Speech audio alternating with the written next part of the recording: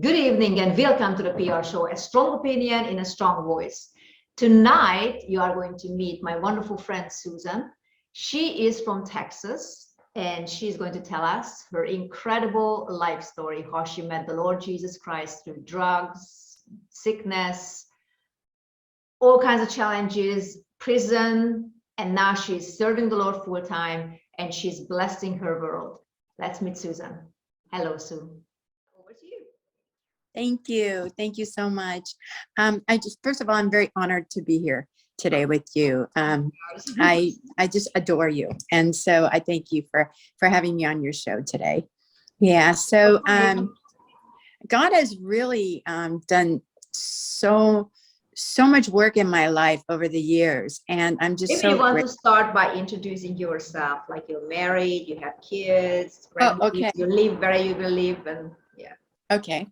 All right. So I live in Texas, and I'm married. My husband and I have been married for 18 years. And wow. Okay. Yeah, long time. And we don't have any children together, but I do have 3 children from a previous marriage, and he has a daughter from a previous marriage. So together we have 4 kids. So we've been through a lot of stuff with that. Yeah. Yeah. And so we moved here from Oregon, and but I lived most of my life all around the world. Oh, wow. Okay. Yeah. My father was in the Air Force. And right. That makes sense. Yes. So mostly we traveled the United States, going from California to Georgia or Florida or Texas, or, different places like that. But when I was 12, we went to Iran. Okay. And yeah, I lived in Iran for a couple of years. This was right before the Shah was overthrown. And so that was a really turbulent time in history. And also in my life, because I was at that impressionable age. I was between 12 and 14. Yeah. And also at the rebellious stage.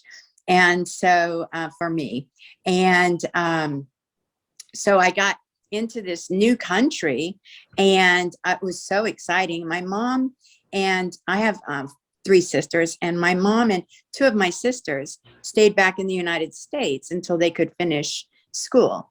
Wow. And so me and my older sister, we went with my father to Iran. And since my father would be working, and I liked the new school, but I also liked the excitement of being in a foreign country, and all that had to offer. So I would cut school a lot. And did you speak the language? Didn't you have any challenge with the language though? Well, when I first got there, I started school in American school, and I started learning Farsi, and so I speak Farsi. Isn't that wonderful? I think God wants to use you. I'm sure He wants to use you. There are not too many Christians, I assume, who speak Farsi. Yes, I've always felt that, and I have such a love for the Iranian people and the Middle East, and so I've always felt as if I have a calling to go there and share the gospel. Yeah. Yes. So I'm waiting for the doors to open. Yep. On that front. They will. Yes. Maybe when we do crusades there, you are going to translate. Mm-hmm. Wouldn't that be wonderful? That would be amazing. Oh, I would so love that. Yes. I've talked with Dr. Charles about going abroad with him. And so I don't believe he's aware that I speak Farsi. But yes, that would be so wonderful. A dream, actually. Yeah. It would be manifestation of a dream. Yes. Yeah. So I lived in Iran. I met a man there. I was 13 when I met him, and he was 18. And when you're 13 and you meet a man and he's charming and gorgeous, and so I fell in love with him. At 13, I had this puppy love, and it was beautiful. And but turmoil in Iran, and so about a month before the Shah declared martial law, my father got us out of the country. My father knew that things were happening. And so he got us out of the country, and he stayed for several months before he left the country. But I came back to United States. I was heartbroken because I adored this man. Wow. And but he would come back into my life. So yes, it was amazing. And also during that time, I would have dreams, and the dreams I would have would happen. So I was getting prophetic dreams at that time. And I dreamed at one point, they were usually not the greatest dreams. I dreamed my cousin was going to die in a car accident, and he did 2 days later. And so the Lord was starting to use me to give me information and insight of things that were going to happen before they happened.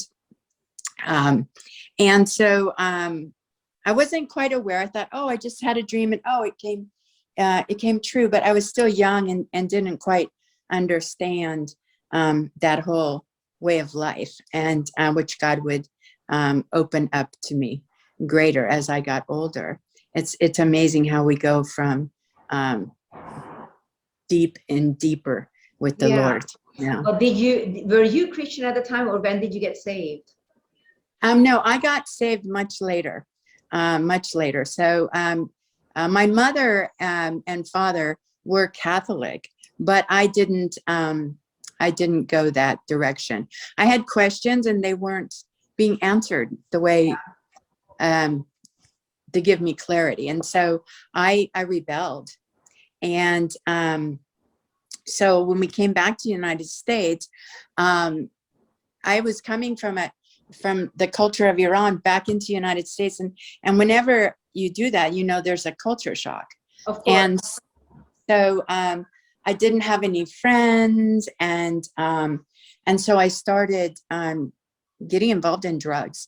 First, I started smoking pot, and then that led to doing hallucinogenics. But then Masood, my first husband, he came back into my life. My father helped him come into the United States. And so the drugs got put to the side, and I started a life with him. And we had 3 beautiful children. I worked for a prestigious newspaper, and we were making really good money at that time. What did you do at the newspaper? I was in charge of the circulation for 3 cities. And more marketing. Yes. And so I used to be director of 2 fashion magazines. Oh, wow. Yeah, and I was also marketing director at the same time. So I understand where you're coming from. It's just interesting, isn't that? Yes. So, it's amazing how the dynamics of all of that work. And so I got involved in that. I was in charge of 3 cities and the distribution of it as well, the marketing and distribution. And I was working a lot of hours. I was working probably 60 plus hours a week. And my children were growing up. I have twin girls, and they were probably around 7 or so, and my son was 5. And I would go to work, and then I would come home, and I would have to help them with their schoolwork, and do housewife things too, working all of these hours, and it became overwhelming for me. And I still was not a believer. So my assistant at the newspaper, she introduced me to methamphetamines. Oh. She said, this will help. I was going to say, she introduced me to Jesus. That's what I was expecting. Math, really? Yeah. Another band on the road. So you went on a bender. Yes. So within 6 months after after the first time I did a line of meth, within 6 months, I lost my job, at this newspaper. I lost that because of that. Yes, because of that. First I was only doing like one line a day, but then I fell for the lie that I could get more accomplished the more I took it. What does math do really? Does it speed you up? Does it make you more like you need less sleep and things like that? Exactly. It speeds you up. You need less sleep. And so I would go for a few days at a time without sleeping. Wow. And I got a lot accomplished. So I was like, yes, this is amazing. No, this was not amazing. So you're abusing your own system, your own body. Yes.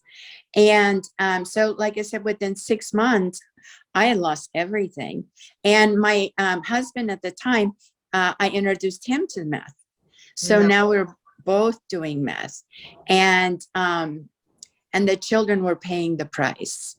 So they weren't, I fell for the lie. I thought by doing the meth, I would have more time to be with my children and to have a good life. And that was not the case. That was not the case at all. Yeah. So, so I lost my job, my house, and my husband at the time, he decided that he needed to get away from it all. And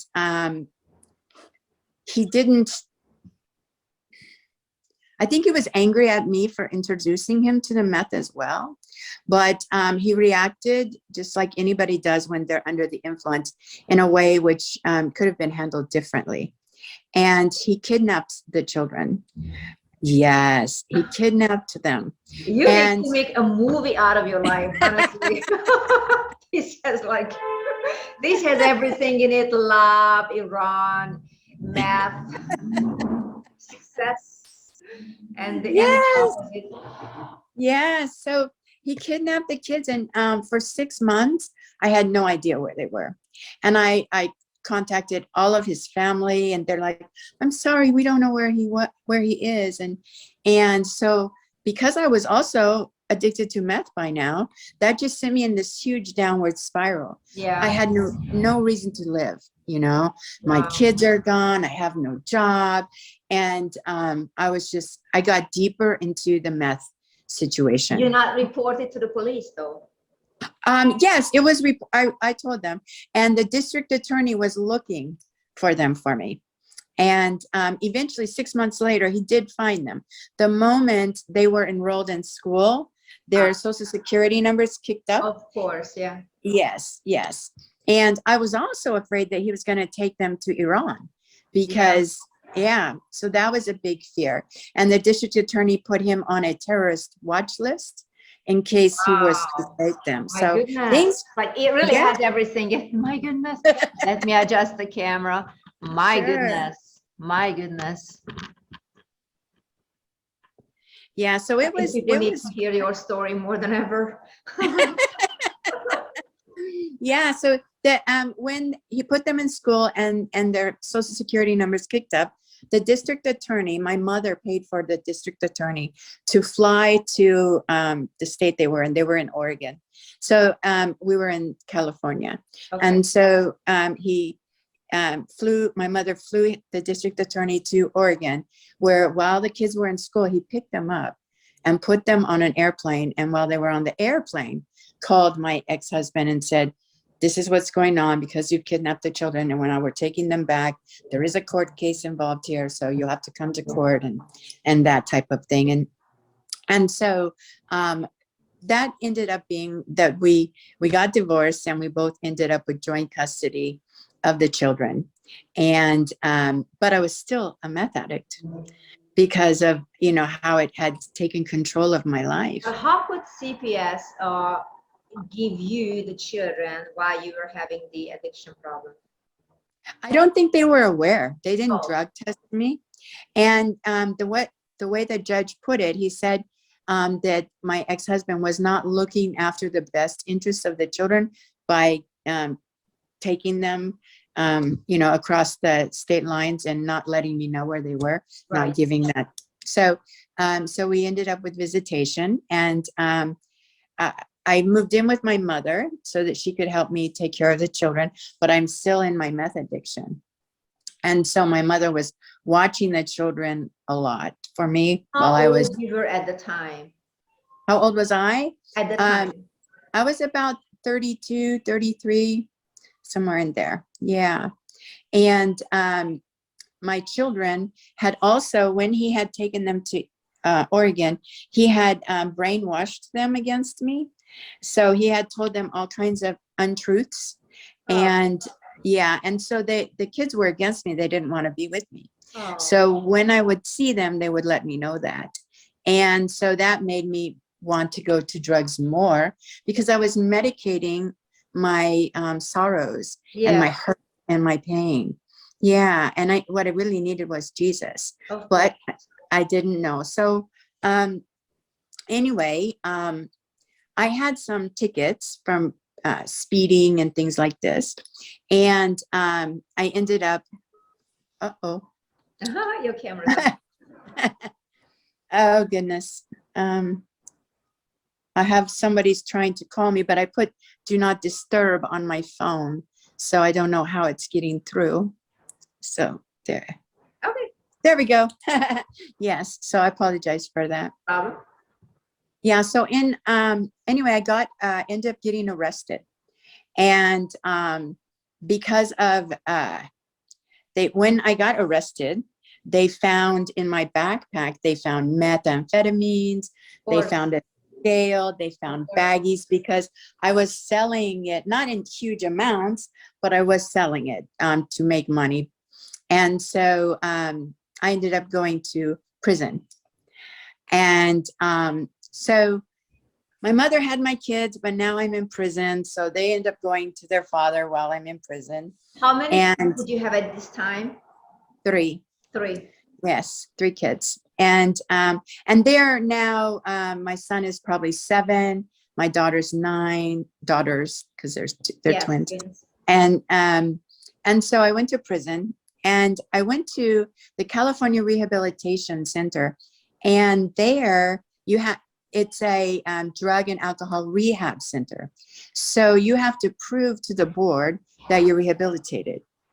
So of course my drug mind is thinking, how can I manipulate the system? Yes. Yeah, into thinking I'm rehabilitated, right? So I'm like, how can I do that? Let me think. I know I will have Bible studies come in the prison. I'll do the Bible studies. I'll get the certificate. Fake Christian. Yes, yes. I think Jesus was right there waiting for you. Yes, yes, he was. Because as I'm reading the Bible, the questions I had were getting answered. And so I was trying to manipulate the system, but God was manipulating me into truth. Yes, into wheeling me in there. So funny in a way, but it's just absolutely beautiful. Yes, yes. So now during this time where I was involved in drugs, I met a man and in a drug deal, and he had become my boyfriend. Well, at the same time I was arrested, he was also arrested, and so he went to a different prison, but I still cared tremendously for him. So I would write him and he would write me. And so we started having a relationship that was deeper while we were in prison. And he also found Jesus while he was in prison. Love story in prison. Right. It's really, it sounds like a movie, my goodness. Yeah, but you know what's funny is because without Christ, we're all in prison, you know? Yeah. So it's really just a manifestation of the spiritual life that we live, you know? So I got out of prison, and my children were now in Oregon, and I got out of prison, and I didn't want to get involved in drugs anymore. But I didn't have any income at all. I didn't have a way to get my life moving forward. So I went into a halfway house and was there for a while. And then I moved in with this single father and his daughter, and I took care of her. and became really, really close to her. And to this day, her and I are very close. She's like my own daughter. That is so And beautiful. yes. It's interesting how God just sits the lonely into families. That's what the Bible says. He sits the lonely into families. But So how beautiful. long did you, how many years did you spend in prison? 1.5, almost 2 years. Yeah.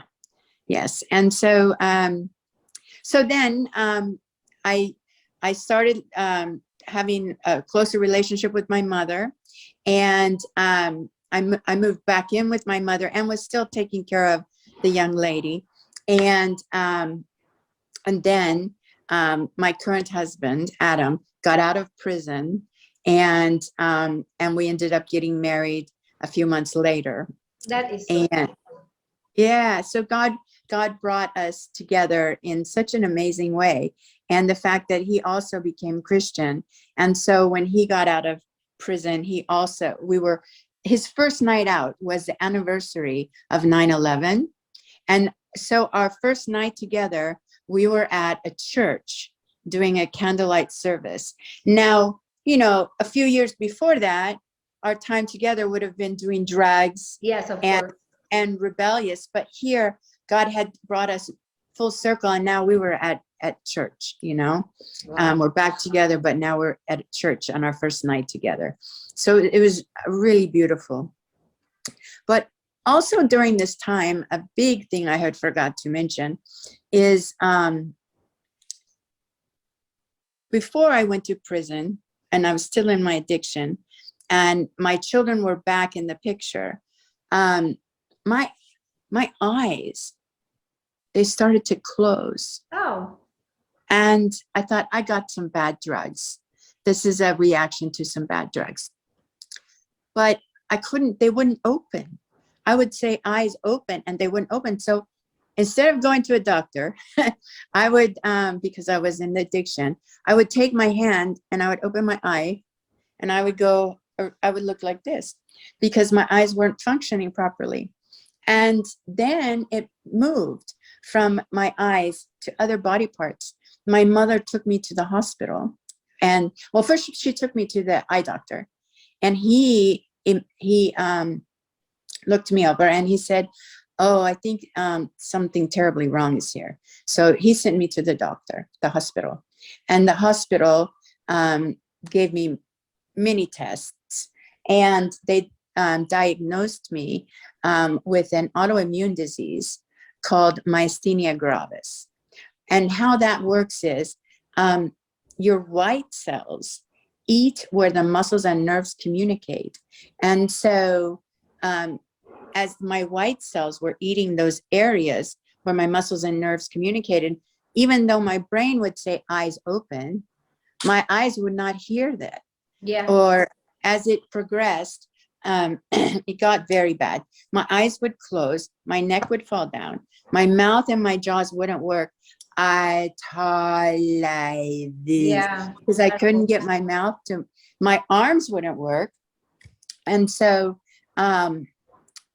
they performed a surgery on me to take out my thymus gland, because they thought that's where a lot of white cells are produced. So they thought, well, we'll take that out and over time she'll get better. And then I also had to take medications to kill my white cells. So when I went to prison, I was taking the medications to kill my white cells. So my white cells were dead. So none of the problems in my physical were prominent. Unless I would get sick, and then the white cells would increase, and then I would have to kill them again. And so it was like a continuous cycle. So here I am now free from drugs because I'm in prison, but I also have this other situation with the autoimmune. Autoimmune disease in any way related to the drugs that you were taking earlier? No, they don't know what caused it. Yeah. They don't know what triggered it.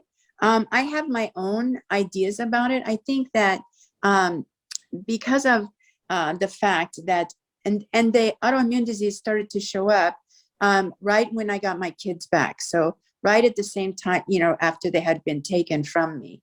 So I believe that because of my, I'm not saying all autoimmune diseases are this way, but autoimmune means your body is killing you. Yes. And so I think because I had chose drugs over my children, that deep inside myself, I felt like I had no reason to live because I was not a good mother. And so I believe that I started to manifest that and with the autoimmune disease.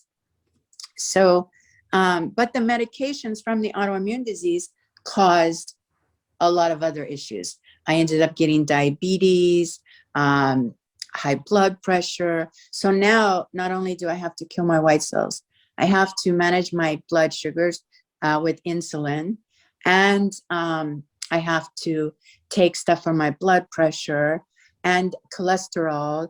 And suddenly, here I was no longer addicted to street drugs, but at one point, I had 36 pills and 5 shots I had to take every day. And none of them were like painkillers or anything. Like, these were just medication. To manage you being stable. Yeah, exactly. So I'm reading the Bible now, and I'm becoming more involved in the Word. And so I'm also seeing my children from time to time. The court order said that my ex-husband had to bring my children to see me every holiday, and during the summer I would have them. But I still, because of everything going on, I could not get a job where I could manage to move to Oregon at that time. So I still had a strange relationship with my children. So basically your kids were given, your husband was given custody of your kids because of your condition. Well, not custody, but I gave him permission. They lived with your mother. They did, but then when I went to prison, he took them back because I wasn't there. I wasn't sure where they are living at this point. Yes. Okay. I know there's so much to my It's fine. I just get the timeline right. Yes, thank you. Yes. So I'm reading the Word, and I'm growing more and more in the Lord. And as I'm reading the Word, I'm believing the Word. And the Word says that if you follow me, then you have the ability to heal the sick and raise the dead and cast out demons and all these things. And so I'm like, well, then I should be healed. If so I started praying for healing over my body. I'm sorry, did you go to church at this point? Yes, when I got out of prison. Did someone try to help you, perhaps, like counseling or understanding the Bible, or did someone even help you in your walk with Christ? Nothing. No. Just I would go to church every Sunday and Wednesday, and I got involved in the women's Bible study, and so I would study with women. But it wasn't the church I was at was not one that understood the fruits of the Spirit and the gifts of the Spirit. And so we read the Bible, and that would teach us how to behave and how to live. Not much power there, but at least right. Yes. Which is a good start. Yes, exactly. And that's what it was. It was a start. The Lord was wooing me to a deeper relationship with him. And so as I started reading the Word and believing the Word, I started saying, well, if this is what the Word says, then I should be healed. And so now I'm not saying everyone should do this, but I stopped taking my medications. And once you stopped cold turkey? I weaned myself.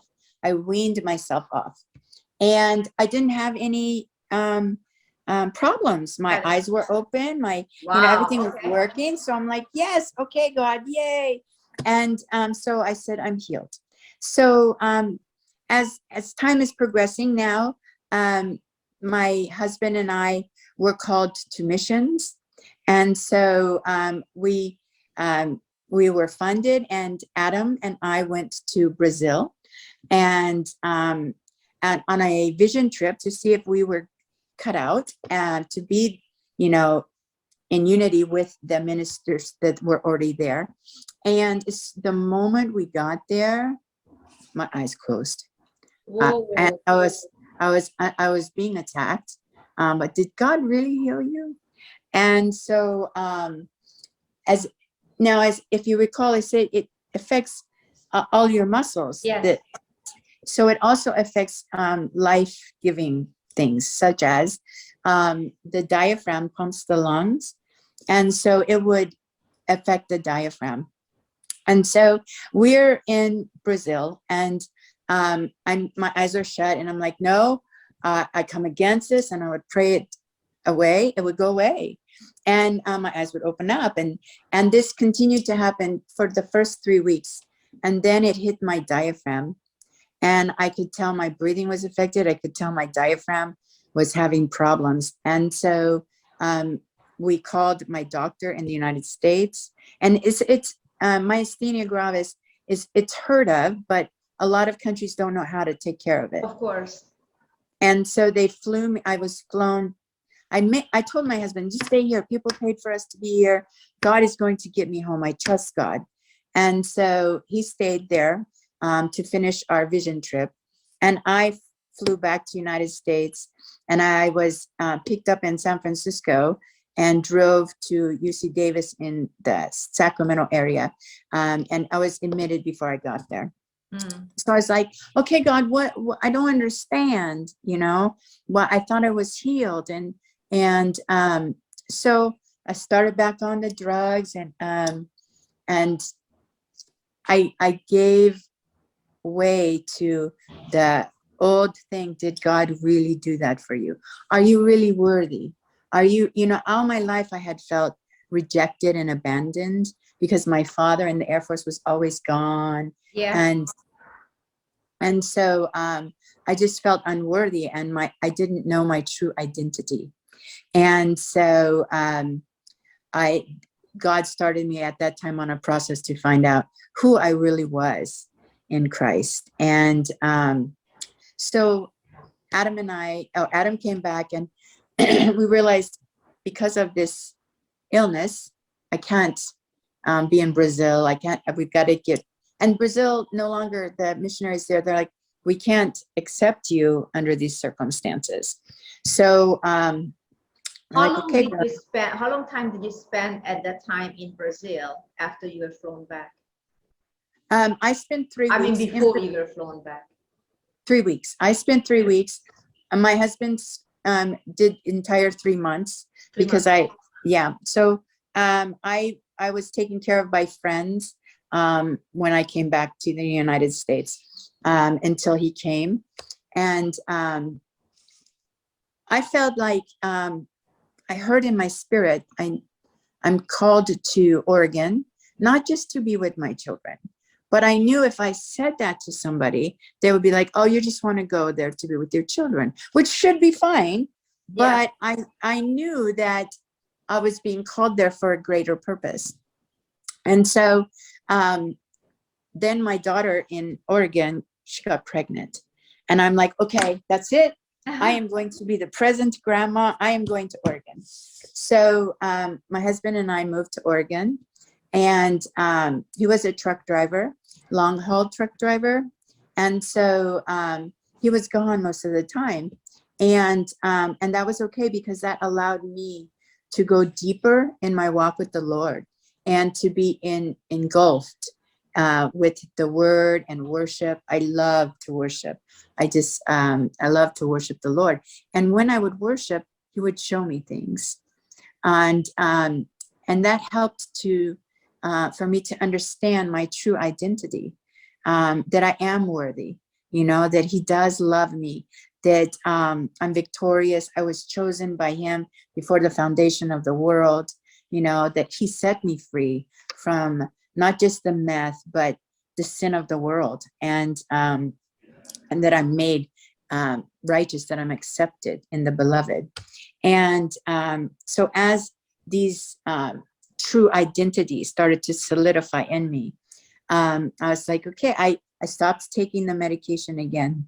I'm like, okay, I've been healed. Now, I was thinking here and not here as far as my healing.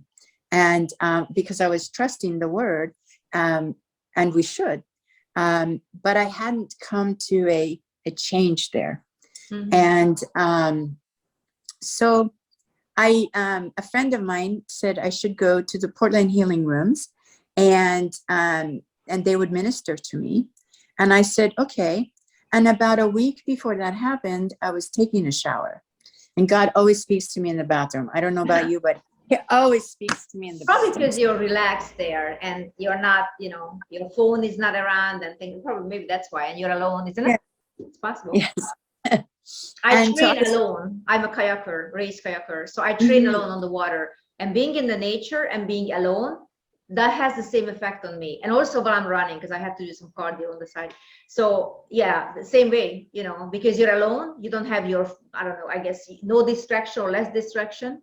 And your mind is clear because you're doing the exercise, I suppose. So I think it's a good way to listen to that. Yes. That he finally can talk to you. Yes. Not distracted by all the things of the world. So I was in the shower, and he said, I'm commissioning you. And I said, what are you commissioning me to? And he said, to heal the sick. And I said, oh, okay. All right, Lord, but how am I gonna do that? And he's, I just have to trust that he's going to show me the way. So I went to the Portland Healing Rooms to be ministered to, and the director of the Portland Healing Rooms said she was going to be doing a class on healing and miracles and deliverance, and the next week. And I was like, the timing was so perfect. Yeah. I went there, and 1 week later is the class. So God was like, see, I told you, I'll take care of it. So I went to Isn't that interesting that you wouldn't have gone there at all had it not been for your own condition, but God had something beyond healing you. Exactly. So I went to the training, and then I started ministering in the Portland Healing Rooms. And I was ministering besides experienced ministers and seeing God's healing and deliverance to all the people that would come. And it strengthened my faith in his abilities. And then I started laying hands on the sick and seeing them recover. And I found the difference between healing and miracles, and how healing can take time, but a miracle is instantaneous. Yes. And so I had been ministering in the Portland Healing Rooms for about a year. And then all of a sudden, my eyes start to close. I'm like, no. This is not happening. And so I went to the healing room that night, and I said, I can't minister if I'm having these problems. And so I went home, and for 3 days, all I did was worship and pray and worship and pray, and not pray like, oh, please heal me. No, I was like, you are, I would speak with him and tell him his wonderful attributes, and then remind him of what his word says. Yes. And so it was during this time that I was just worshiping him and praising him. And then I was no longer on my living room floor. I was at the cross. And I wasn't like looking up at the cross, seeing Jesus on the cross. No, I was side by side with Jesus on the cross. Jesus, I knew his hands were like this, and but I didn't see his hands. All I saw was his face, and it was battered and bruised and it was unrecognizable. The features were unrecognizable, but the eyes, the beauty and the love that was being shown to me through his eyes was just so amazing. And so even though I knew his hands were like this, I also knew his hands were like this, cupped at his side. And I knew I was at his side, and I was pouring my sickness and disease into his hands. And I knew at that moment that there was nothing anybody could tell me. I knew I was healed at that very moment. And then as soon as I poured all that into his hands, the next moment I was no longer at the cross. I was in front of a lion, and just the face of the lion and his mane. And I could see the power in this lion. And the lion was on the verge of a roar, but there was like a veil very thin veil between me and this lion. And I knew that veil was separating me from receiving the power that this lion had on the verge of the roar. I knew intuitively that if that lion were on the verge of the roar, and that even just on the verge, little teeny on the verge, and that veil hadn't been there, I would have been destroyed. And what he was trying to show me was his mercy and love on the cross, and his power and might as the Lion of Judah. And then I was back in my room, in my living room on the floor. Wow. And yes, it was. And you were completely healed. Yes, I was completely healed. And so within 3 days, you were completely healed. Yes. Yeah. Well, the moment that I spent 3 days on the floor, worshiping and praising, but at that moment it was done. It was finished. Yes. And so,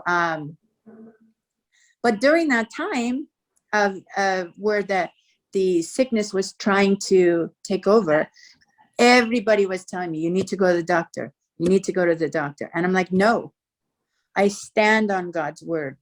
I stand on his truth, and nothing is going to change that. And I believe that because I stood on his truth, I was totally healed, and that the enemy has not been able to take that away from me. That's right. Yes. So I knew that I had to have the mind of Christ. I had to believe what he says and who he says I am in order to be healed and walk in the truth of who he is and who I am. So since then, I have a reestablished relationship with my children. About a year and a half ago, I was at the School of the Spirit with Dr. Charles. Yes. And I was sitting there, and the worship was going on, and I had a vision of being in a living room, and I knew it was my house, but it's not the house I have, but I knew it was symbolic of my house. And it was bricks, so it was strong, sturdy foundation and strong home. And I saw in there all of my children, and I knew all of my children had come to the Lord. And so I remember going up front and telling Dr. Charles and Pastor Donna about the situation and how all of my children are going to come to the Lord. And 1 week later, glory to God, 1 week later, the daughter that I thought would be the hardest one to come to the Lord, she came to the Lord. Wow. She had some situations going on in her home, and she called me and she said, Mom, I need you to come over here right now and get rid of these things that are in my house. Okay. And so I was like, I'm there. And she lives in Texas, and I was here in Texas by then. So I went over to her house, and I got rid of those beings. And then she said, Mom, can you anoint my head? I said, yes. So I anointed her head. And the moment I anointed her head, her son starts screaming and scratching his face. And I was like, So I went over and I said, get out of him. And so then he was free. And that night, my daughter accepted Christ. Well, and yes, she yes, saw yes. power come down, you know. Yeah, exactly. Power Exactly. encounter. So it's I don't think there's anybody who sees these kind of dimensions would want to be on the wrong side of God. Exactly. Yeah. Because what if mom leaves, you know, then I'm going to go along with these things. Yes, yes. So now she's a spirit-filled believer, and she just yesterday she called me and she said, Mom, you're not gonna believe it. My best friend accepted Christ. I'm like, what? And her best friend was a new age guru. So she had been. So my daughter had been trying to instill truth into her. And so finally that took place. So now my daughter is helping to bring people into the kingdom of God. It's How did her best friend got saved? I just wonder, because I know that there are many people out there who are searching, you know. This is not specifically Christian show. So I just want to touch every segment of the people who might be involved with, you know, New Age. So how did that happen? Well, my daughter said that her friend, every time my daughter would speak truth to her, she would feel her heart open up. And she would feel a different presence in the room. And she would hear truth in her own head. God would speak to her. And so the more my daughter would speak truth to her, the more it resonated within her spirit. Yes. And so she would do like angel cards, and so like a tarot card kind of thing. And she would do all these sorts of things. And my daughter would say, well, no, you shouldn't do that because of this. And so she started to, as my daughter would speak truth, she started to see the influence of the enemy or the evil side on those things. And so she would start to put them away. And she ended up burning her angel cards. And yes. So God is just so amazing. And now I have a healing ministry that I do. God has so blessed me that I have been able to help lengthen legs. So like if one leg is shorter than the other, I call it to come out, to grow out. You grow that, yes. Yes, and feet, same thing. I had this one girl who was, since birth, she had one foot that was about 2 inches smaller than the other foot. And so she always had to buy shoes that were 2 different sizes. And so it took about a half an hour for me praying over it and commanding it to grow out before it grew out. But it did. And to this day, she's more enamored by God because of what he has shown her. Yes. Because she had a real experience that cannot be explained any other way. So of course there's more. Yes. And so I want to encourage your listeners that God is not a respecter of persons. And what that means is basically he doesn't treat one person better than another person. That's right. He loves us all. And so what he's done for me, he will do for them. Absolutely. All they have to do is believe. Absolutely. You know? Yes. And you were so diligently seeking him. And the Bible says that those who seek me, diligently seek me, will find me.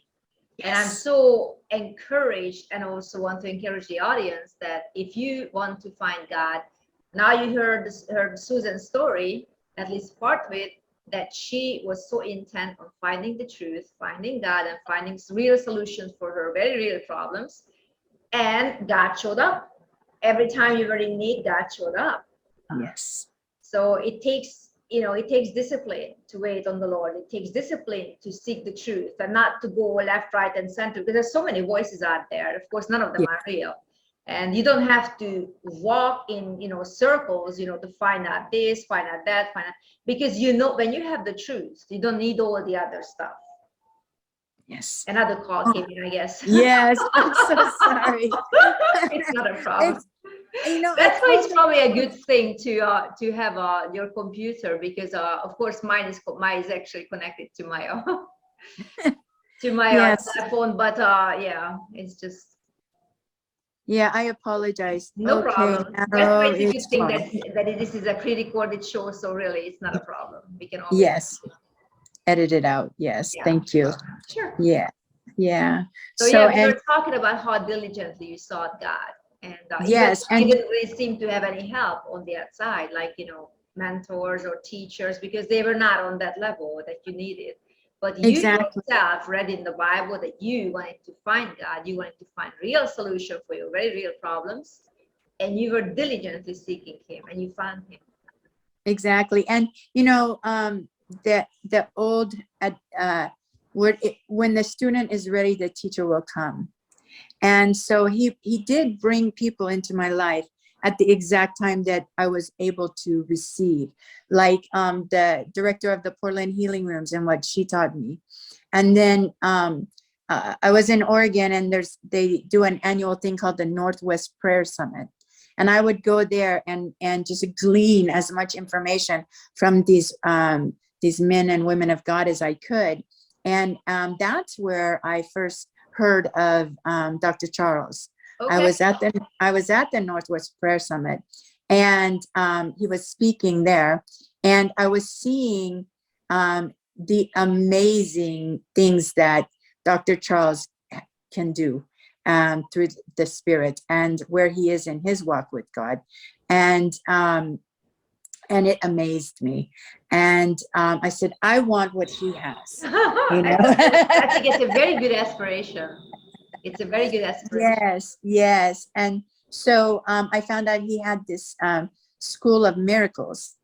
And so I told my husband, I said, we need to go to that. Now we're in Oregon, and the School of Miracles is in Rhode Island. And we know we're about to move to Texas. And so he wasn't very willing. And so at the end of the conference, Dr. Charles was allowing people to come up to him for prayer. My husband had back issues, and we went up together, and Dr. Charles said, what do you want? And he said, well, I have this back problem right here. And he said, turn around. And then he did like this. Yeah. And then and then he said, where did you say your problem was? And I couldn't find it. Yeah. I love those moments. Yeah. And so after that, my husband said, okay, we'll go to this School of Miracles. See, that's what it took to convince him. So I think it was prepared. Yes. And so since then we went to one School of Miracles, and then I've gone to several schools of the Spirit. Mm-hmm. And so Dr. Charles has helped me to go from glory to glory. Yes. And through his wisdom and counsel. And I can't wait to see what more God has to do. By the way, the upcoming School of the Spirit has been rescheduled. You understand that, right? Oh, I didn't know that. Yeah, I always post the schedule changes and whatever else on our CLMI site. Mm-hmm. Are you following the CLMI Facebook page? I do have it. Yes. Okay. So right now I just put up the banner, I think 2 days ago, when it was decided to, precisely because of the election, and we're helping her, and Apostle Faith, we're helping her. She's running for presidency in her country, and Apostle is down with her right now, and we're organizing a lot of things. So it entails a lot of money. So he cannot be back by time. Okay. So it's going to be June 2nd to the 4th. June 2nd to the 4th. Yeah. Yeah. I think a week later than originally scheduled. Just yes. Your own files. So yes. Thank you. Thank you. Yes. Yeah. So I can't wait to see what more God has. I think it's in Hosea. He says, I draw you with the cord of love. I love it. Yes. And takes the yoke off of us. And and so I can't wait to see where else he draws me. Yeah. And with the same miracles that you have been ministered to, you can minister to others now. Absolutely. So Absolutely. you are completely healed. You're happy, healthy, and whole. Yes. I take no medications whatsoever. Yes. And you go back to doctors to do a whole x-ray sort of thing, and just yeah, and I'm fine. Yeah. I'm just saying perfectly that it's always fun to send people back to get themselves checked with the doctors, and then they're like, well, this is not the same x-ray I took like 2 months ago. It's always, like it's those amazing. stories. It's amazing. And I have so many stories Yeah. that the Lord has given me throughout the last several years of his love for us and his healing abilities. And like I said, he's not a respecter of persons. So, and when I was not a believer, there was another situation that I had where I was healed, but I wasn't even a believer at the time. I had been diagnosed with breast cancer. And so this one person laid hands on me for healing, and I felt under his hand, not that you always feel things when you're being healed, but I felt underneath his hands, like when your foot is asleep and it's waking up and 1,000 needles. Yes. I felt that under his hands, and I knew I was healed. And then when they opened me, and they found no cancer. Wow. And so, yeah, and I went into the operating room thinking, well, I feel like I've been healed. I believe I've been healed, but what if I come out without any breasts, And that concern was there, but they didn't find it when they opened me up. There was nothing there. No cancer. Amazing. So what did they say? They just said there was no cancer. Yeah, they just said there was no cancer, and they didn't give me a reason why. But with the myasthenia, I've had doctors, I've told them, because it's in my records, and so they still, a lot of them will still say stuff. And I said, no, I've been healed of that. And I'll even share my testimony. Yeah. And they think I'm crazy, but that's okay. Well, if they see the before and after, I mean, what else can they see? I mean, it's hard evidence. That's what it is. Exactly. So they can think whatever they want to, but it's not in your head. It's documented. Exactly. Exactly. It's hard truth. And I'm definitely sure that every scientist at the end of their journey, they have to find God, because all science, true science, always points to God. And of course, the medical physicians are very true scientists, and of course I'm sure that most of them are very good people, and they really want to cure cancer. They really want to find something, especially when people are incurable, and to themselves it must have affected them, emotionally, maybe even physically. We have a beautiful story of a lady, I think I think it was in Sweden. I knew her, and an African-American lady, and she was specialized in MS, multiple sclerosis. Now, if you know anything about that of course you probably know about the condition. It does not affect Black people for the most part. In Africa, you don't. Yeah, many sicknesses are regional. Yeah, like ADHD, you don't find it in Africa. Of course, that's mostly behavioral problem, in my opinion, anyway. Yes. Yes. But MS doesn't really attack Black people. It's very rare, if ever. And but she was affected by it, and it's uncommon. And she was from Africa, and then she moved to Sweden and became a practitioner and a medical physician and specialized in MS. And this is what happened. She came to one of our meetings, and Apostle was asking her, so what is your problem? Of course, he knew the answer, but wanted to hear it because of the microphone. We always like to take the testimony from the person. You probably figured that out. And so she said, I have MS. And Apostle asked her, how on earth? I mean, how can you have MS? Black people usually don't have MS. And she goes, yeah, I know, because I'm specialized in MS. It's like, oh, you are? Oh, interesting. So this is, making the long story short, Apostle was led to ask her all kinds of very specific and targeted questions. Turns out every day she took a tram, I think, a tram or bus or something, and every day to work, she would look at this advertisement. What are the signs of MS? Can you believe that? And as she was constantly, feeding herself with that junk, because that's what it is for her in that context, she began to notice the symptoms on herself. Wow. Because that's the well she was drinking of. Opposed to drinking from the well of life, she was drinking of the well of death, literally. Yes. Until she ended up in wheelchair, she ended up, riddled with this sickness. And that's how it started. And so Pastor pointed out, just like I said, you were drinking from the fountain of death as opposed to from the fountain of life. So of course she got healed. And then, number one, buy a car for yourself. Don't do the tram rides. But that's just being smart and being, wise. But isn't it interesting that what you feed yourself will begin to manifest? So that's why it's so important what you watch, what you read, what you listen to, even in conversations, what you engage into, because the rules are whatever you enter into will enter into you. And she unwisely, and even though she was a Christian, I must underline that, because she wasn't unaware of certain situations, but of course everybody is on a different level in terms of wisdom and revelation, and she needed to hear that for herself, and she needed to be reminded that she needs the fountain of life. So it's very, very important what we allow ourselves to be engaged into. So absolutely what we hear, what we see, what we speak, all of these things, how we feel, all plays a part in our livelihood.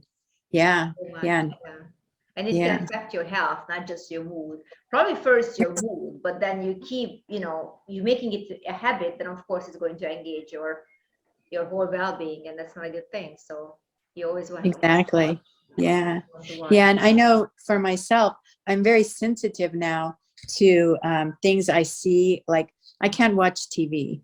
Me neither. I haven't watched. I don't even turn it on like 10 plus years. Literally. Literally.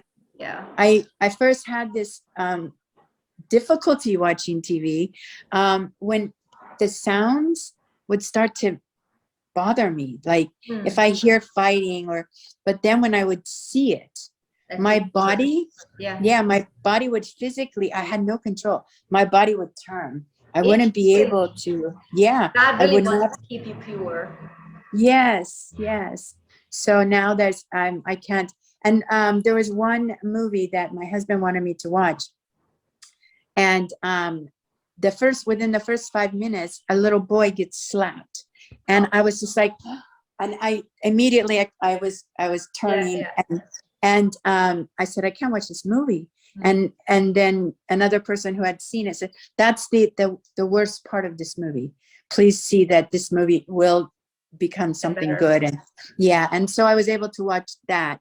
But normally I don't watch TV. I don't watch movies, and I can't listen to music unless it's beautiful, it's healing, it's worship or something like that, or something that is portraying love. It's always classical. For me, it's always classical. I grew up on classical music, so it's not that far of a stretch. Classical, not Wagner though. Wagner, no. So even then you want to select. Just because it's classical doesn't mean it's good. Usually it's good, but there are some rotten people there too. But anyway, it's either classical or worship, and that's about it. That's really it. So I understand perfectly where you're coming from. And I think God is cleansing his own people first. And it's a good way to start, because how are we going to witness to others if we ourselves are involved with the same things? So exactly. We can't witness freedom to people if we haven't become free ourselves. So. Well, that's beautiful. So now your children are probably grown up, are they? Yes, I have my 3 children are all grown up. They've all accepted Christ. Even the ones in Oregon, they've all accepted Christ. My granddaughter, I used to take care of her when I lived in Oregon, and she actually is very prophetic. And I remember one time she was looking out the window, and she's 6 now, but this probably was when she was maybe 3.5 or 4. And she said, she looked out the window at the neighbor's house and she said, "Did you see that girl at the store yesterday?" And I said, "Well, yes, as a matter of fact, I did." Or she would say, she would know people's names. I remember when she was probably 3.5. And I wasn't, at the time, my daughter wasn't a believer, so I wasn't allowed to say Jesus.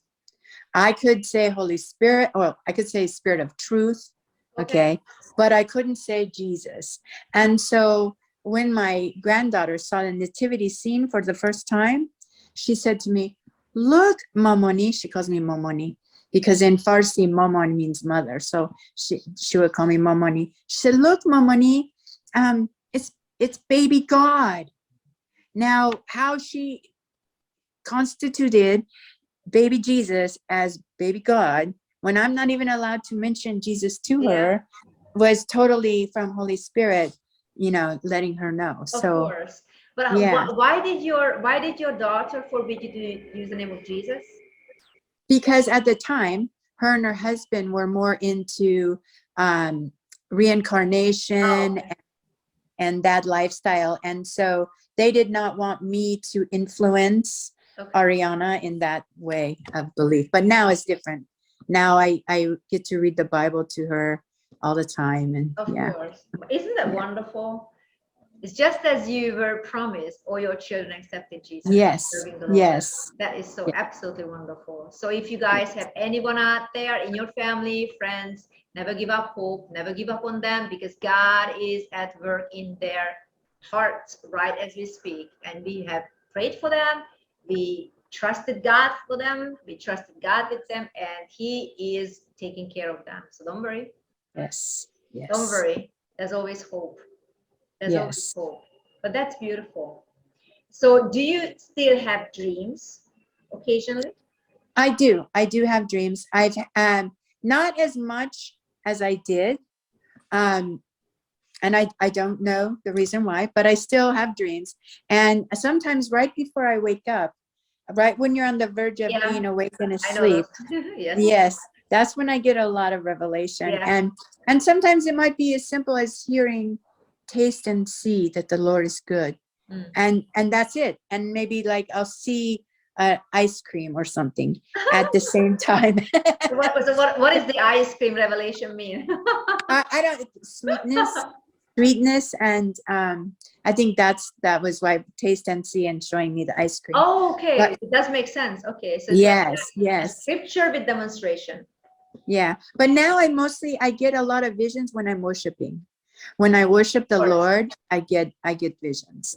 Do you get visions for other people, or like prophecies or word of knowledge? Probably you minister to a lot of people. Yes, I do. So you are able to minister to them even with your prophetic gift. Yes. Wonderful. Yeah. Wow.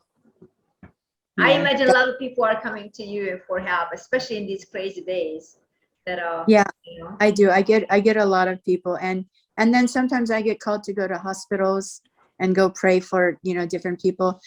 In Oregon, I had a friend who is a homeopathic doctor, and he had his own practice. He still does, but he would call me to come and pray for his patients, and so I would come and pray, and the two of us would pray together for his patients. And there would be times that he would want a word from me, and he would say, "Sue, I have a question. I have a problem. I would like for you to tell me the answer." And I'm like, "I don't even know what the problem is." But I would pray. I would be praying for like maybe half an hour. I remember this one time he said, I have a problem. I want you to pray for me and tell me what it is, or tell me what I need to know. And so him and myself and my best friend at the time, who happened to be his assistant, we were all in a room in his office praying. And then she had to get up and go because another patient was coming that she was going to have to go take care of. So she got up and left the room. The moment she left the room, Holy Spirit dropped on me, and I looked to him and I said, are you going to give up your practice and move to Israel? And he said, that's what I needed to hear. And I was like, so he did actually close his business and he got prepared to move to Israel, but then COVID hit. Okay. And so he did not go to Israel yet. Yes. But and he is still practicing, just not in that same location.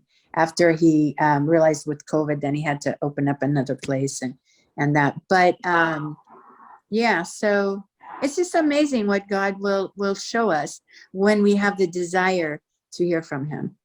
Absolutely. Yeah, and that's always my desire. My prayer to him is let me hear you more, let me see more, let me know you more. I want more intimacy with you. And because God always speaks, isn't it? God's always speaking. We're just not tuned always. Yes. Isn't it, to his channel? Exactly. I think many people, one of the biggest scandal in church is, every church, really, even born again believer churches, is unanswered prayers, isn't it? Yes. Unanswered prayers, because we don't seem to want to wait on the answer. We don't want to wait for God, isn't it? Yes. It's we so want true. The answer right now, and then he might actually want us to take a journey, calm down, get some quality time like what you did for 3 days or for however long it takes. And now I want to ask you, do you also do some kind of fasting, perhaps? I do fast. So you do fasting. Yes. Yeah, sometimes it depends on what is before me. Sometimes I just fast to hear more from God, or to be closer to him, to show him. Yeah. And to surrender. But then there are times when there's a situation, and so I'll fast for answers, or I'll fast to show him, I really want this, please give it to me. Yeah. And he answers. He always answers. Yeah. But sometimes it just takes a little longer than we want. Yeah. So what is going on with your ex-husband? Is he with the Lord? No, he has not. He's Iranian, and he comes from the direct line of Muhammad. So there's spiritual struggle and stronghold there. Yes, exactly. And so he gets very angry when I talk with him about Jesus, to the point where he's told me, do not talk to me about Jesus. And so then Muslims accept Jesus. Yes. In a way that he is a prophet, of course, not in his rightful way, but even, I don't know any Muslim who would be angry to the he's not Muslim. He never accepted that belief system. He's more like a New Age. Is his thoughts, his belief system. And when my daughter here accepted Jesus, and like I said, she's spirit-filled, she tells everybody about Jesus all the time. You can't stop her. And her father was recently here visiting, and she talked to him about Jesus, and he would listen. He didn't shut her down the way he would shut me down, but he listened, but he still tells her she's wrong, and doesn't accept. But I don't give up hope. I believe that, of course. Yeah, I believe at some point that door will unlock. Yes. And he will go running to truth. Yeah. Did he get remarried? Yes, he did. So he got remarried. Yeah. Okay. Yeah. I was wondering, him marrying a Christian, or like anyway Christian culture white girl, wasn't that posing a problem with his culture? Well, because I lived in Iran, his parents knew me. Okay. And when he left Iran, his parents told him, if you marry an American, make sure it's Sue. Okay. And so, and then when we got married, we ended up bringing his whole family here. Okay. And so we were in good relationship.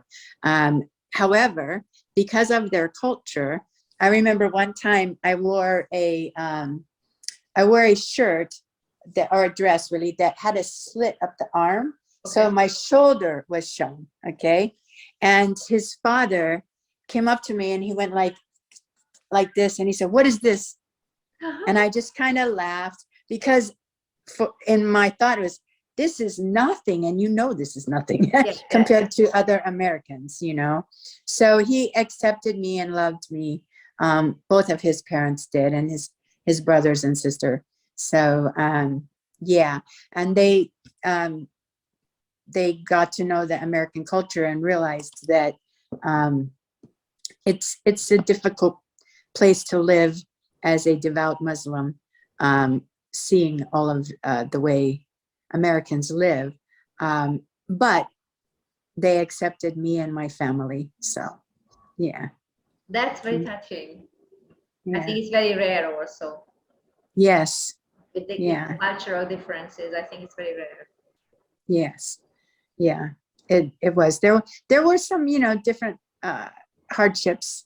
Like Americans think like at the time it's okay to put the baby on the tummy. But Iranians said, no, you put the baby on the back. And so we would have a fight, me and his mother sometimes. I would put the baby on the tummy and she would go in and put the baby on the back. And so why is that? What's the explanation for them to? Well, because they said that if the baby is laying on his belly and the covers could accidentally get in the mouth and they suffocate. Okay. Where my thought was on the back, then if they spit up, then they could, that's what I was taught by the doctors in the United States. Now it's different. Now the doctors in the United States say the baby needs to be on the back. Okay. So, yeah, I don't know. But at that time, I never thought of that. Wow. So we had little issues like that, in ways that we brought our children up. But I always brought my girls up very modest. My son was, because he was the boy, they looked at him differently than the girls. Isn't that nice to have two different standards? It's like, really, don't even get me there. Yeah, but we let them know, my children's father and I let them know that, no, son, you're not more special than your sisters. Yeah. And let the girls know that as well. So, yeah. So everyone is okay now. Yes. And also the boy is also a believer. Yes, he is. Because all your children. So it seems like every one of your children would have a story to tell how they got to the Lord. Yes. Wow. Yes. Yeah. But that's absolutely wonderful. Well, thank you for joining me, and I'm so honored and thrilled to hear your story. And I can't imagine what God has for you in store. I mean, all these wonderful things that you went through, it was for a reason. And the things He has in store for you is just absolutely wonderful. And it's just the beginning. You know that this is just the beginning. Yes. Beginning of your journey, beginning of your, your family together, because it just happened not that long time ago that they began to serve the Lord, isn't it? Right, exactly. About 1.5 years ago. Yeah. Wow, very fresh. Yes. Very fresh. You are so blessed that all your children and your household is serving the Lord. Yes, thank you so much. It's been an honor to be on here with you. Oh, you're so sweet. Tell the audience where to find you. I can put the link below, like your Facebook, maybe you have a YouTube channel or wherever else. Yeah, just my Facebook is Sue Dowing is my Facebook, Sue Dowing 1. And then I have a ministry. It's called Unveiling Jesus International Ministries, where I do my healing ministries. And so I'm sure many people will be seeking you out for that. Yeah, and that's you can reach me at that at UnveilingJesusIntl@gmail. Thank you so much. I love you so much. Thank you so much. It was a pleasure to get to know you, because I just seen you and I seen your name, but of course I never get the chance to see you face to face, but it's coming. Yes, it is. No pressure. We had such a lovely time. I'm so happy that I got to know you and your story and your lovely family through you. And I know that your husband, your ex-husband, is not far away from getting to Lord. Because I mean, really, I mean, I know that people have doubts. You know, those who are non-believers, they are watching you. They secretly watching you, and they kind of hoping that what you're saying will true. You know, because their God doesn't heal. No other God heals. You know, they recognize Jesus as a prophet. Yes. And they say he's going to come back. Oh, okay. So if they say he's going to come back, why would you worship Muhammad if Jesus is coming back? Coming back as what, according to them? I don't know, actually, honestly. That would be an interesting point to find out. Yes, because if he's coming back as king and as a judge, which is kind of the same thing, I might be able, you know, I might want to be on his right side, wouldn't you say? Right. I mean, really? It's not even logical. Coming back as what? Doing what? Yeah, I don't know. I need to find that out now that you've asked me that question. I don't know why I never thought of it. I don't think anybody knows either. I don't think it's been told them. Don't you think? Yeah. Because if it was told them, they would begin to think. Yes. Isn't it? Yeah. Yes. Yeah. But I never really heard that he's coming back, according to them. So isn't that interesting? Yes. Yeah. So, and I don't remember exactly where I heard it. I just remember hearing it. Since I married an Iranian and his family was Muslim, and I was seeking truth. Okay. So I read the Quran, and this is a long time ago. I was in my early 20s, and I was looking at different books, different ones of their holy books. Yeah. So I need to find out more. Yeah. Just so I can use that. He's coming back. Okay. Well. Yeah. Coming back as what? That would be my first question. Coming back to establish his kingdom. Okay, so would you be included in his kingdom based on what? Oh, I know, good deeds, based on good deeds. Yes, because everything is works, right? Okay. Everything is works. Yes. Oh my goodness. Yeah. It's terrible. Yeah, this would be an interesting point to find out. Yeah, I'm gonna make it a yeah, I'm going to find out now. I will let you know what I find out. Yes. So, but your husband knows that you are healed from all those sicknesses. I mean, your ex-husband. Yeah. Yes. So, yes. What does he attribute your healing to then? He says God did it. God did it. But yeah, I don't know why he doesn't think, well, then you should go this way because the God that you serve, or not that he's, but that you don't see any manifestations of God in your life. So you would think. And my daughter, she's been healed of a lot of different things, the one that he was communicating with, and through Holy Spirit and me laying hands on her. And yet he still doesn't give credence to Jesus. So there's a lot of cultural stronghold there, I'm sure. I think so too. It may not even be his own personal belief. It's just something that he grew up with, don't you think? Yeah, I think that Prince of Persia has a lot to do with it. Oh my goodness. It's good to see behind the curtain, isn't it?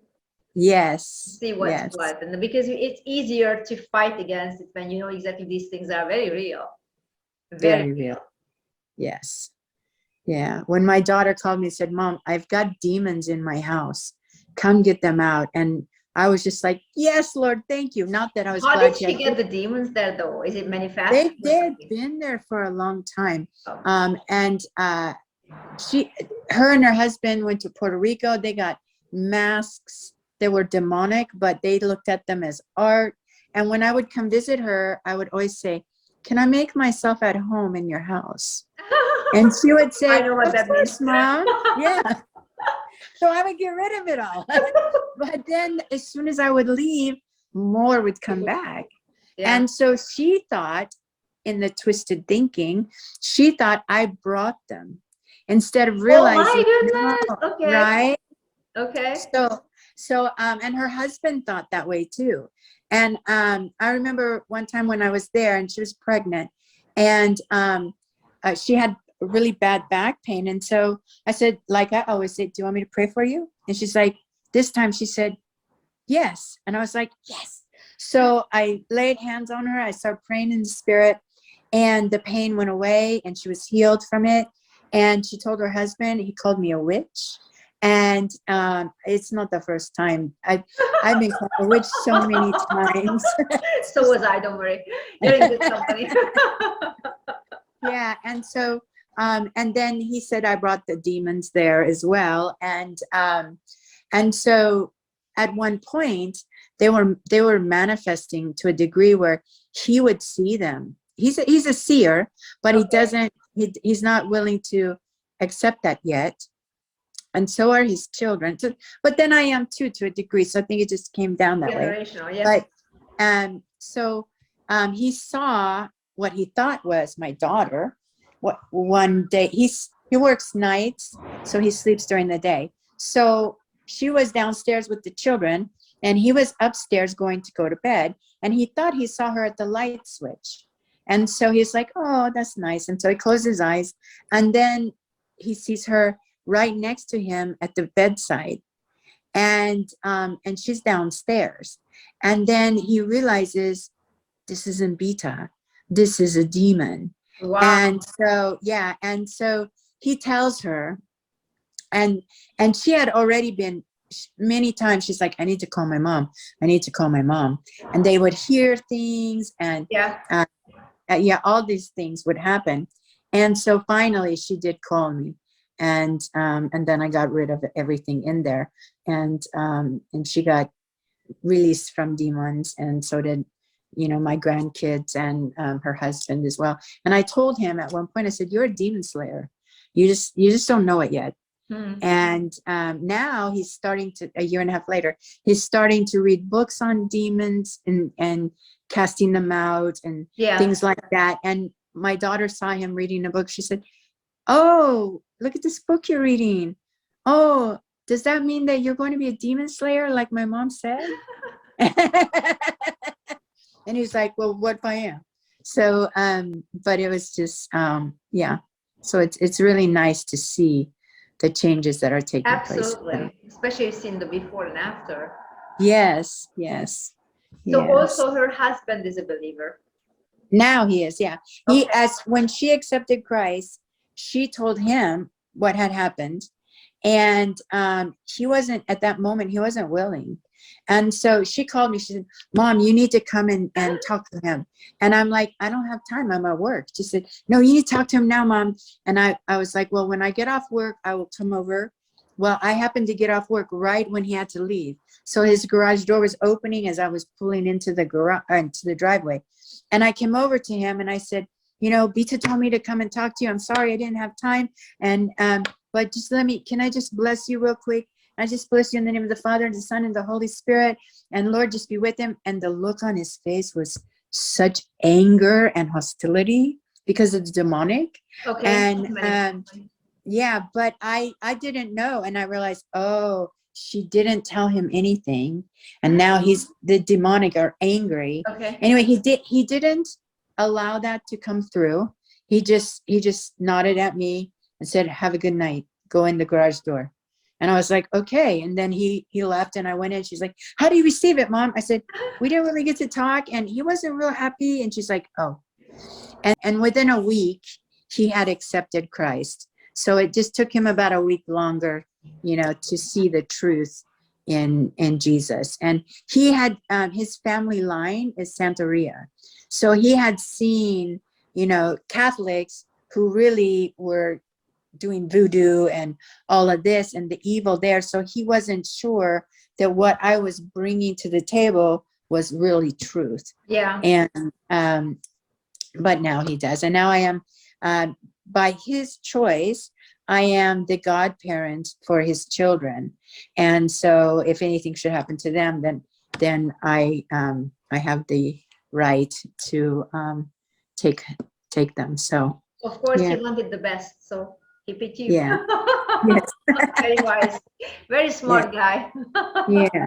So, but it's just so, I feel so blessed of the Lord, Yeah. because of everything he's brought me through, where I am, My where goodness, my really. children are, and all the people that I get to help, help because of him, through him, I wonder if, I don't know if you've thought about writing like even a small book an ebook with your testimony. Yeah, so now you're like the third confirmation. Yeah, so thank you. Absolutely. Yeah. People need I love stories. Even though I grew up Christian, I was saved when I was 7 or so. I mean, really, many generations were Christians. I personally enjoy hearing, redeeming stories because it encourages me. I know that God can save. I have a lot of testimony to share as well, but I don't really have like a before and after. Mm-hmm. But I so enjoy hearing your testimony and the testimony of others. And I know that many people would be very, very blessed, especially who are coming from a very similar background. And all the journey God has brought you through. And look at you now. Yes, thank you. Yeah. All the people you are blessing. Yes. I mean, I don't think you would be even alive without Jesus. No, I would not be. No. Yeah, I would have. I was never an IV drug user, but I would have become an IV drug user. I think because I was so, I felt so abandoned, so alone, so unworthy. I had made an agreement with death, I think, and so I had to change that and say, I don't want death, I want life, You have to denounce that whole lifestyle and every demon that goes with it, of course. Exactly. Yeah. It's not just the drugs, it's the spirit behind it. Exactly. Yeah. Exactly. Yeah. Wow. Yeah. Well, a lot of life lessons to learn, really. Well, thank you so much for joining me. And it has been an absolute honor and a blessing. And I know to many of my audience as well. So thank you so much for saying yes. And please write your books. And I know people will be very, very happy to read it, as well as listening to it, because there's nothing better than, hearing it from the person firsthand. And I know many people will be seeking you out for help and for healing and for just to minister and just to bless them on your link. Thank you. So thank you. And thank you for what you do, because you're so amazing and you do so much for the kingdom. And I just pray more blessing and favor over you, because you are such an amazing warrior for God. You do so much for the kingdom here. So thank you so much for your efforts and your parts. Thank you. This has been another edition of the PR show, A Strong Opinion in a Strong Voice. Thank you for joining us. See you next time.